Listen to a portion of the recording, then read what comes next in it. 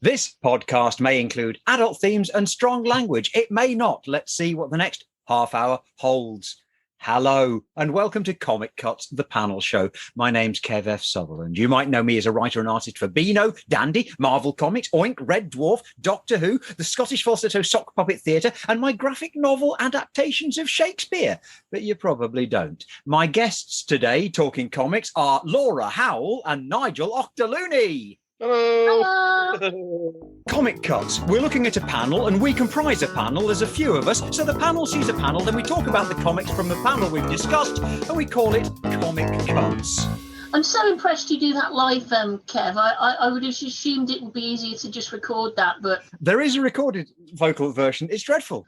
I have two guests with me today who've brought with them a panel from a comic, or something close. We're going to see if we can identify it and talk about it. Maybe we and you will learn something about comics we didn't already know, or maybe we'll just show off a bit and have an enjoyable chat. Let us see. Joining me from Birmingham is Laura Howell. Hello, Laura. Hiya, Kev. Hello, Laura. Was I right about Birmingham? You're absolutely correct, yes.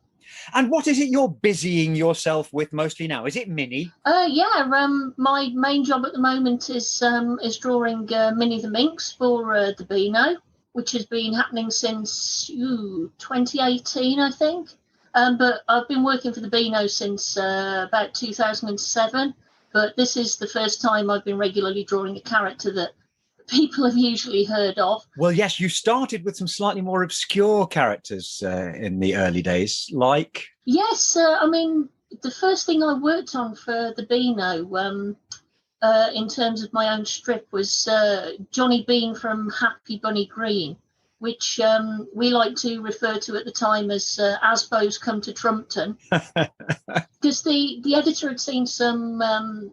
samples of comic work that I'd done myself, a little mini comic with different strips in it. And one of them was a kind of sort of like a parody of Strawberry Shortcake with really cute little characters, cute visuals, and quite a nasty little sting in the tail. And he liked the idea of having a strip that looked sweet and adorable, but there was a kind of... slightly dark and unpleasant undertone to it. Not too unpleasant, obviously, because it's the Beano, but you know. Do you prefer getting to work on the classic characters or to have your own characters in there? That's a tough one, actually, because obviously with the established characters, there's this enormous legacy that they've got. And you're constantly thinking, I've got to do justice to this because, you know, there's all the famous artists that have drawn them before me. And, you know, people have known and loved them for decades. So you've got to not mess it up. But, I do definitely like drawing Minnie. But I do have a soft spot for Meebo and Zuki, which was the strip I was drawing about, 7 years ago now, which was a cat and a dog basically kind of pounding 7 bells out of each other every week, and because I really love animation, so the opportunity to draw something that basically looked like a Tom and Jerry cartoon, just go absolutely mad with the visuals, that was such a pleasure. And you've also done a Beano manga. You introduced something under that title. Yeah, that's right. That was another idea of the editor at the time, Alan Digby, because he'd seen me draw kind of chibi manga style comic strips. I've got a book out that I drew a few years ago called The Bizarre Adventures of Gilbert and Sullivan, which is basically a nonsense story set in Victorian England, and that was drawn in a chibi manga style.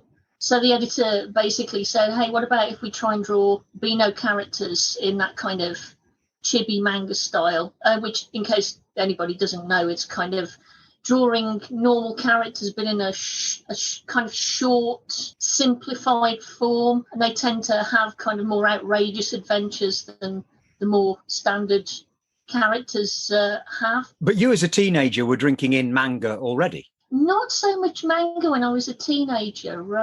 It was very much sort of traditional DC Thompson and IPC and Fleetway kind of comics when I was under the age of about 10. And then it progressed to Oink. the legend that is Oink. And then I wanted more kind of more of that sort of humor comic. So I read things like, Gas and Brain Damage. Blimey, I've met somebody who's seen my work. Representing Tales of Nambi Gate, I still love it. And I didn't really come across manga and anime probably until I was university age, so kind of 18, 19. So all of my early foundations were humor comics and cartoons, basically. Right. Nigel, what was your early intake of comic material? Well, my earliest was a thing called Pippin, I think, which was for like preschoolers, like 5-year-olds, that kind of thing. The sort of thing you wouldn't be able to read yourself, but your mum and dad would read for you. You know what I mean? Featuring Pippin and Tog. Yes, that's it. Yeah, I've got a really old copy I found in a charity shop somewhere. A lot of younger readers won't remember Pippin and Tog. You'll have to Google them. They were made by Small Films. TV show kids animation, and it was the merchandise or whatever, the comic that went with it. Yes. So, Nigel, you started with Pippin. You must have moved on. Well, I moved on, yes. I suppose it went straight into the Beano. Well, not really the Beano. When I was about 10, which all the kids in the Beano are 10. Dennis and Minnie, they're all 10, aren't they? Something happened 10 years ago, but we don't know what. And every kid in Beano 10 is 10 years old. When I was 10, that would have been the start of the 80s. But I wasn't reading 80s Beano then.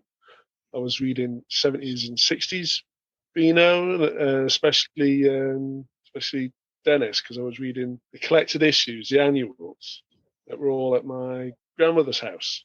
Even though like 80s Beano was on the shelves, I was reading like a decade or two before that, because my grandmother had a collection of these things, And those, of course, were what I think we'd call golden age. The 1960s Beanos and the 1960s Beano annuals have Dudley D. Watkins, and they have sometimes Ken Reid, and they'll have Davy Law's Dennis the Menace, won't they? Yes, yeah. The Pippin stuff was like hazy, blurry memories from when you were 5, you know what I mean? But the proper solid memories of those early collections. But you then didn't set out to go straight into drawing comics, and especially not for the Beano. You took a quite circuitous route to get there. Yes, yeah.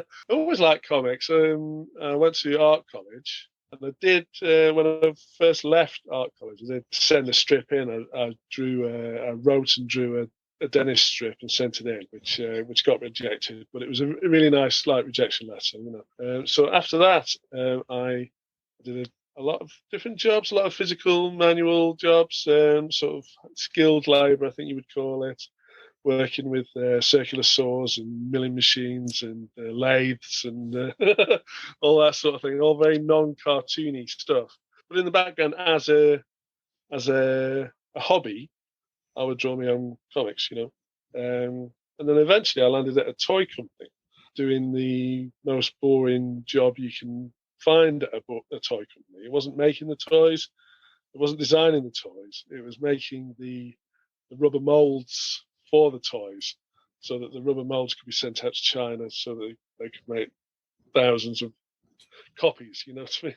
Are these any toys we might have seen? Well, the toy that got me initially into DC Thompson, into the Dandy, was a toy called the Bogies. And the Bogies were these green. Yes. They were made out of plastic. They weren't really made out of snot, but they were supposed to be made out of snot.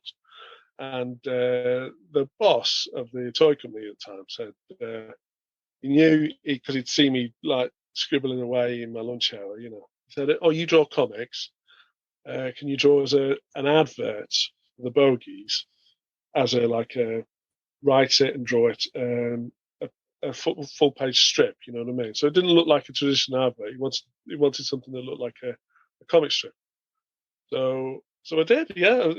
I said, yeah, of course. Get paid to draw a comic that would go into the Dandy as an advert. So they were paying for it to be an advert, in the Dandy. And that's how I accidentally muscled my way into the Dandy. Fantastic. Yes, and it was after a few months. I got it ran for ages. The comic strip. The comic strip actually lasted longer than the toys. But the feedback from Craig, the editor, was always that the writing was better than the artwork. Which rang an odd bell for me because I always got like C's, D's and C's in English, you know what I mean? And I got A's in art, but I was getting told that my writing was better than my art. Right. But at this point, I didn't realise I was dyslexic. I just thought getting a C in English meant I was no good at writing. So why is this person telling me I'm good at writing? Right. So you'd actually been done quite a disservice by the educational system then. Dyslexia, meaning that you were dismissed despite what you were writing. The comic strips were a way of telling a story using less words. So instead of describing what people were doing and where they were, you could draw all that, and all you had to write was the dialogue. So this leads to you writing and drawing the Numbskulls, but being the lead writer for the last few years on Dennis the Menace. Yes, that's right. Yes. You've made some big changes to the universe of Dennis, including the identities of his dad and his granddad. Yes. Now, normally, such changes will always be like decided at Towers, but I just threw. I had the idea one day. I started writing Dennis just after Dad got a makeover. Gok Wan gave him a makeover and turned him on. If you remember, he was like bald with a pinstripe suit and a mustache. Yeah. And then he got a makeover to look a bit like Dennis. He had like similar hair, if starting a bit further back, So I started just after that makeover had happened. So I just threw it into a script. Once it was Dad was trying to take pictures of Dennis, and then it referred back to a time when Granddad was taking pictures of Dennis, and so it was just like a throwaway thing that the original Dad had now become the Granddad, And I was expecting like some sort of like, oh, wait a minute, Nigel, what's going on here? What are you doing from Beano Towers, But they must have liked it and accepted it straight away, and now it's become law. It's become canon that the Dennis, if you're old like me, the Dennis that you read grew up to be the dad. My question to you, Nigel, is what's the deal with Nasher? Has he been cloned over the years many times, or is he just immortal? He's immortal. There was quite a recent 1 or 2 years ago, an annual where Dennis travelled back in time.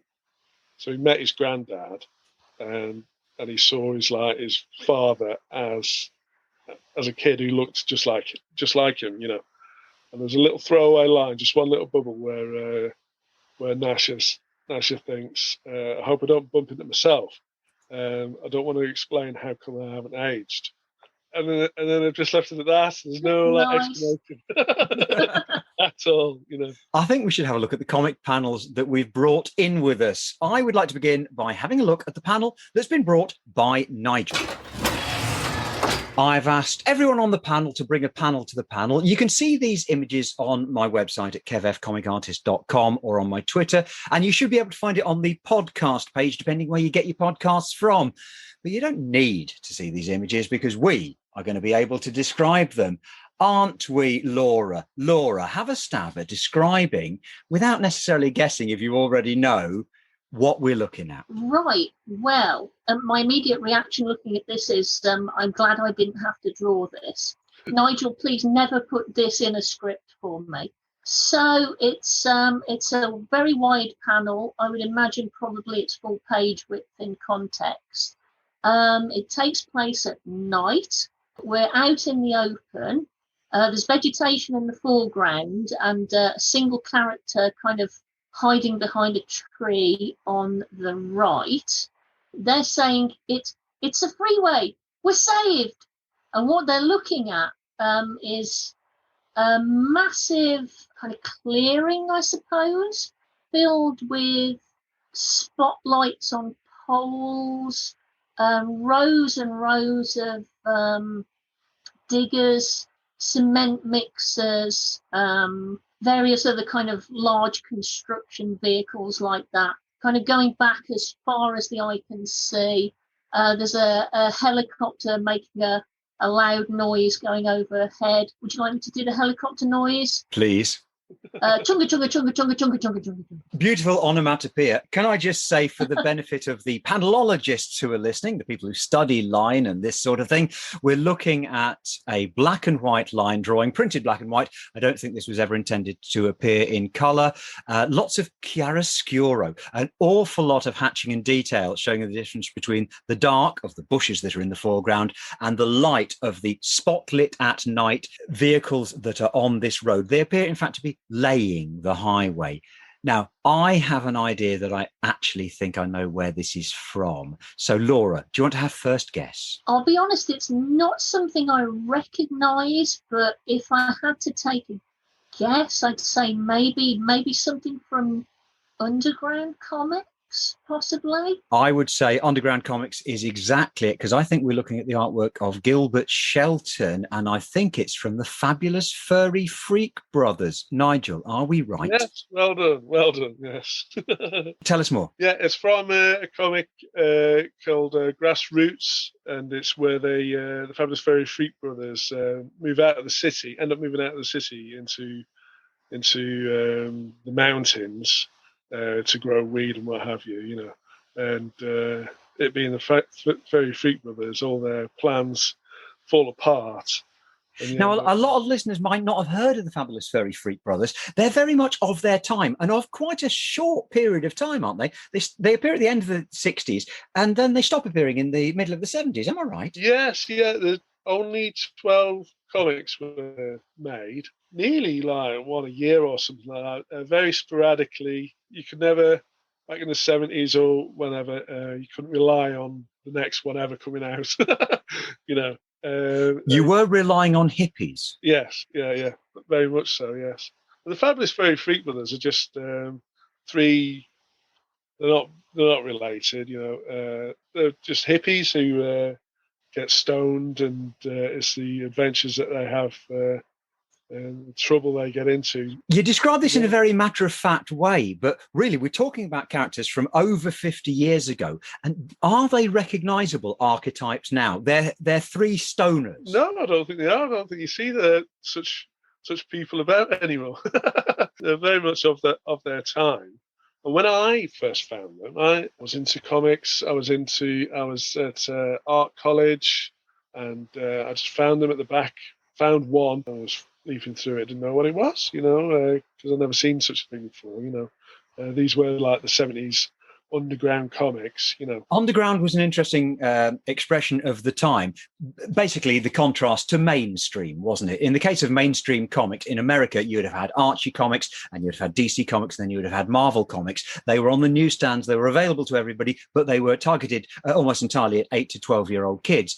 Underground comics were people who appreciated those comics. They were often really big fans of people like Jack Kirby and Steve Ditko, but they wanted to do comics for grown-ups. And so Fritz the Cat by Robert Crumb would have been a very good early example. And in this country, Oz magazine, which I think reprinted the Fabulous Furry Freak Brothers. It was the Alternative Society's comic strip, wasn't it? Yeah. And I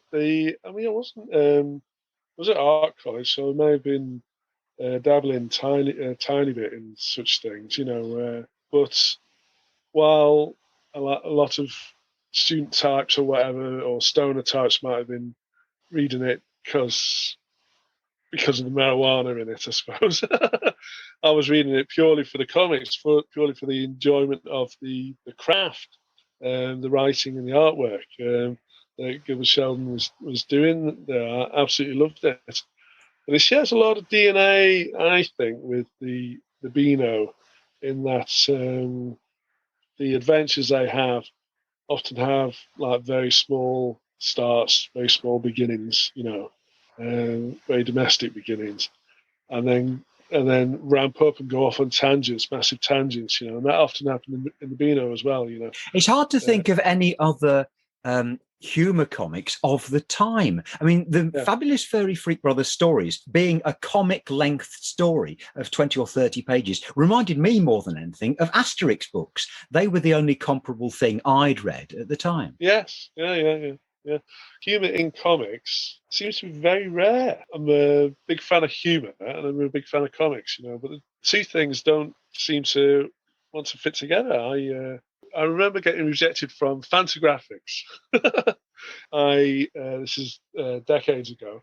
I wrote and drew some comics on my own, a character called Pig Boy, Bunny Girl and Pig Boy, and I sent them into Fantagraphics, and I got a this is back when rejection letters came through the post on paper, that sort of thing. That's how long ago it was. It was a standard rejection, saying no, thanks, but no, thanks, But at the bottom, handwritten along the bottom, there was a note saying, but we want you to know something along the lines. We want you to know how we passed it around the office and we thought it was very funny. You should write for TV or something. So yeah, too funny for comics, apparently. Laura, did you ever come across the Fabulous Furry Freak Brothers? Oh yeah. I'm familiar with them, but I mean only fairly recently, in the last kind of decade or two, I suppose. I think it was probably another thing that I encountered when I was at university. But I mean, obviously, looping back to underground comics, I started working on the Beano on a strip with Hunt Emerson, who is a very well-known figure in British underground comics and also a Beano artist. Yeah. And I was certainly familiar with his artwork from, again, things like we're seeing gas or brain damage. So yeah, I mean, I've read a little bit of Freak Brothers comics, but it was kind of a bit before my time, really, I suppose. This is the Woodstock generation that the Fabulous Furry Freak Brothers are representing, when America was discovering drugs, discovering alternative society, starting to say out loud, there must be a different way other than the organisation of capitalism. And the Fabulous Furry Freak Brothers spend a lot of their time questioning and attacking capitalism. In this particular picture we're looking at, they're laying a road, and I'm imagining this story is about the desecration of the countryside and the invasion of the cities, isn't it? Naturally, it'd be the Furry Freak Brothers. There's a long, convoluted story of how they end up in the mountains. They end up with in the mountains with a year's worth of cocaine and lots of money as well, and they use it all up in the first week or the first few days, and then get like trapped in the mountains and lost in the woods and things like that. They're stumbling in the darkness, like close to death, and then they hear this rumble, and here comes a freeway, and the freeway is being built all in a line, and there's like helicopters coming in with the street lamps, putting them down and things like that, you know what I mean? And behind all the construction equipment is the traffic. The traffic's coming in behind it, you know what I mean? And it's very much the sort of thing they were against, and what have you. They were trying to get away from civilization and the city and all that business. And in the end, it saved them because this freeway came to them, chewing up all the forest, and he's like eating it up. Laura, shall we have a look at what you've brought? Listener at home, we're looking at the comic strip panels that Laura has brought with us. You'll find these on my website, kevfcomicartist.com. You should find it on the source panel from the episode of the podcast, but you don't need to, because we're about to describe it. Aren't we, Nigel? What are we looking at? Yes, it's a question of 3 panels. Morning, a girl has woken up, and her face is obscured. We can't see her back's to us. As she goes to see her, she bumps into her mother, is it? And her mother's screaming, what are you screaming at? And then the next panel, her mother's on the floor, and the girl's screaming. I don't know if she's fainted or just the look of her has killed her or something. I don't know. We're looking at the final 3 pictures of a story, and I'm guessing it's a self-contained short story. Anti-penultimate picture, girl wakes up. Penultimate picture, girl confronts her mother. We still haven't seen the girl's face. In the final picture, the mother has fainted, lying on the floor, and the girl turns around. Now, the girl's face is supposed, I assume, to be distorted and ugly. To me, it just looks badly drawn. I've done faces that looked as cockeyed as that. Yes. Nigel, have you any idea where you think it's from? I think it's from Mandy. I'm going to say Mandy. For the benefit of the panelologists listening, the people who study line and composition, that kind of thing, we are looking at a black and white line drawing that was printed in black and white. Quite a lot of hatching in a style used by European artists who worked on British comics in the 70s, 80s and 90s. I think this is from a British comic. I think it's from a British... I would have said IPC weekly comic, although their voice bubbles are typeset. And the end flash, the end caption in the final picture has got a little silhouette of a bat in it. And that suggests to me that it might be from a horror-themed comic. Laura, would I be right in guessing this would be from Misty? Well, yes, you would technically be correct, Kev. It's from Misty issue 37, I believe. Ooh. But if you want a twist in the tale, yeah, I've never read Misty. I came across this comic in Barbie magazine in 1985. I was 9 years old and a little Barbie fan. And I thought, oh, Barbie's got a comic. Brilliant. Barbie Adventures. And in case, for some weird reason, you two guys weren't reading Barbie comic in 1985, I should explain that the bulk of the comic was cute little strips about Barbie and her sister Skipper. They go to Disneyland in one story, and they find a lost horse in another, and it's all very wholesome. But to fill the pages, because they clearly didn't have enough budget to have original comics in the whole thing, they padded it out with reprints from Ginty and Misty. So the Ginty story was a kind of typical schoolgirl thing. And then at the end of the comic, there was this kind of horrible, nightmarish story to me as a 9-year-old about a mean girl who's she's teased and bullied by everyone in her school because she's got spots and bad hair and all this business. And she says, "No, I wish I was pretty, then everything would be fine." And she's gifted a magic mirror by a mysterious old lady who warns her that it will give her what she wants, but she must never let any harm befall it. But she gets more and more beautiful, which is what she wants, obviously. But she continues kind of being a massive bitch to everyone. So in a classic You Had This Coming twist, she breaks the mirror when she has an argument with her stepmom, who's in that panel there. And obviously at the end of the story, she's broken the mirror, so her reflection becomes distorted.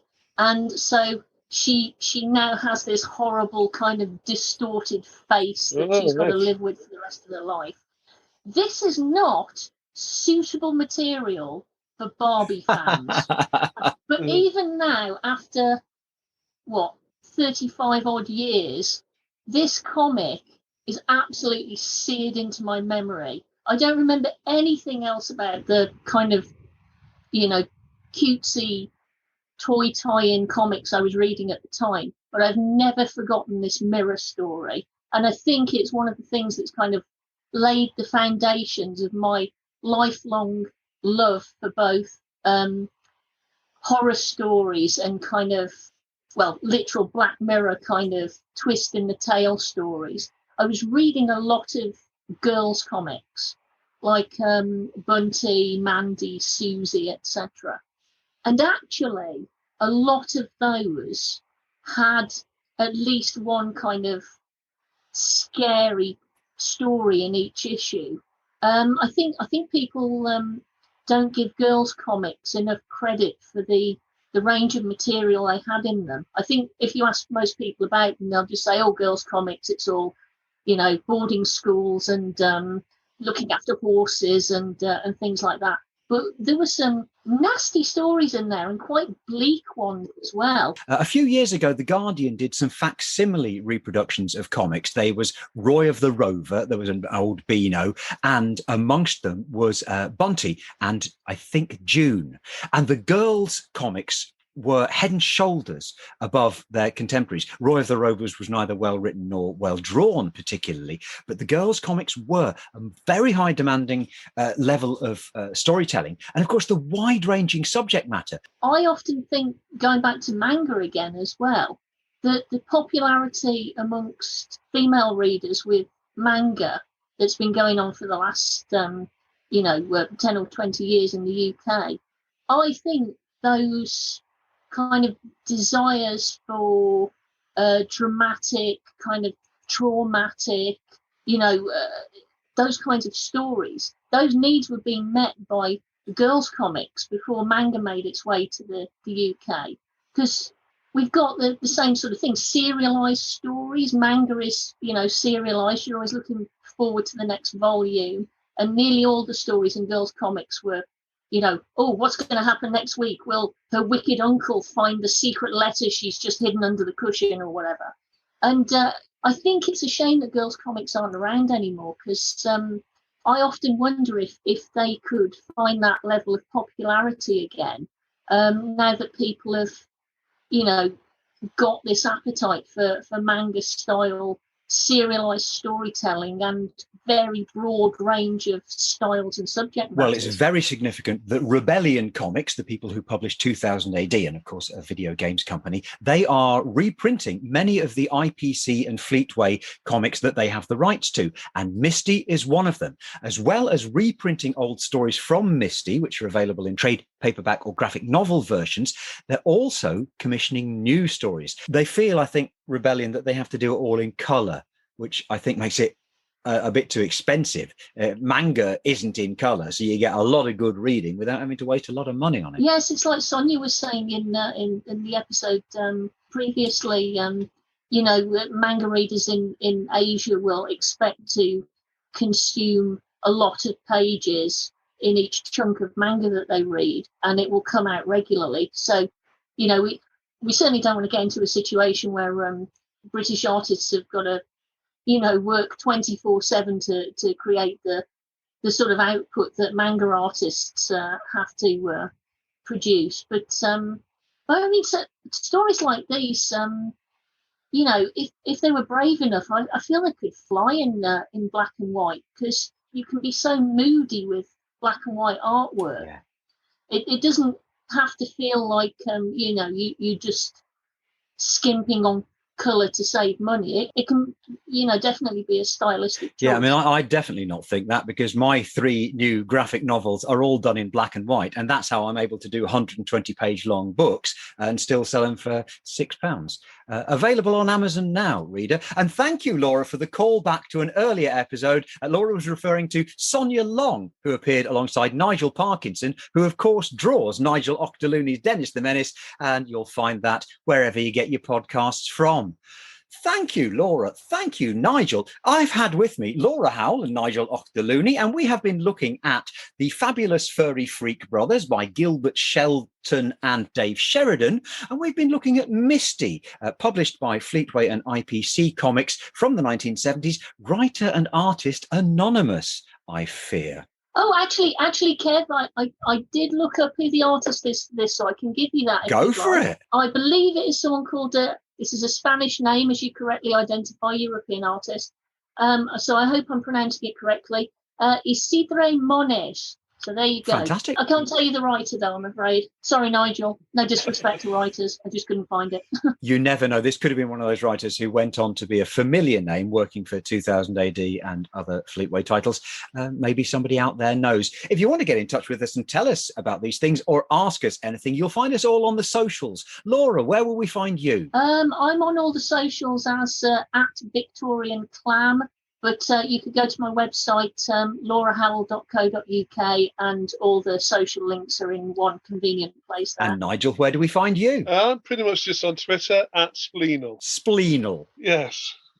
Why Spleenal? Why Victorian Clam? That's a reference to the first ever Gilbert and Sullivan strip I drew, and it's just kind of stuck. And why Spleenal? Because I used to be angry, and it was just like venting and shouting. You know, I've mellowed. So. Rather disappointingly, I'm on Twitter at KevF Comic Artist, and you can also find me on the website kevfcomicartist.com. Please click subscribe to be sure of hearing every episode when it comes out. Thanks again to Laura Howell and Nigel Auchterlounie, and to you at home for listening. I've been Kev F, and this has been Comic Cuts, the panel show.